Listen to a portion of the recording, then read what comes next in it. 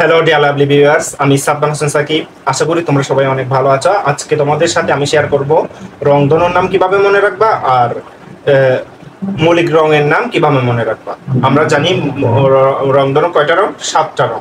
এই 7টা রং কিভাবে মনে রাখতে পারি? একটা টেকনিক আছে, বেনি আসহ করা। বেনি আস সহ বলা, এটা হচ্ছে টেকনিক। এখানে কিন্তু 7টা শব্দ আছে, এগুলো আমি ভাঙবো। তোমরা জাস্ট এটা বেনিয়া সহ বলা, এটা মুখস্থ রাখো। বয়কার বেয়ে দিয়ে বেগুনি, নদীগানি দিয়ে নীল, সরিয়া দিয়ে আকাশী, আকাশী বা আসমানি, স দিয়ে সবুজ, হ দিয়ে হলুদ, হলুদ, ক দিয়ে কমলা,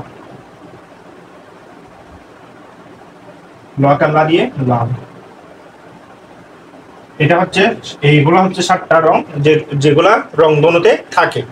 এটা এই টিক্সটা মনে রাখলে তুমি আজীবন মনে থাকবে তোমার, আশা করি।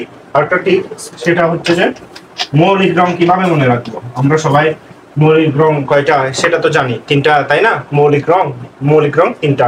এই 3টা আমরা কিভাবে মনে রাখবো? মৌলিক রং মনে রাখার একটা টেকনিক হচ্ছে যে আসল,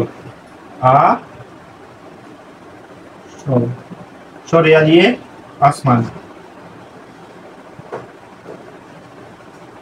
আসমানি দ্বন্দ্ব স দিয়ে সবুজ,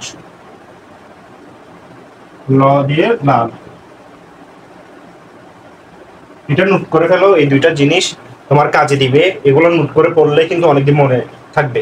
একবার নোট করার মানে 8 বার পড়ার সমান, এটা আমার ম্যাডাম বলতো। তো ভিডিওটা ভালো লাগলে লাইক, কমেন্ট, সাবস্ক্রাইব করবা। এরকম যদি আরো ভিডিও পেতে চাও বাচ্চারা, আমাকে কমেন্ট করে জানাও।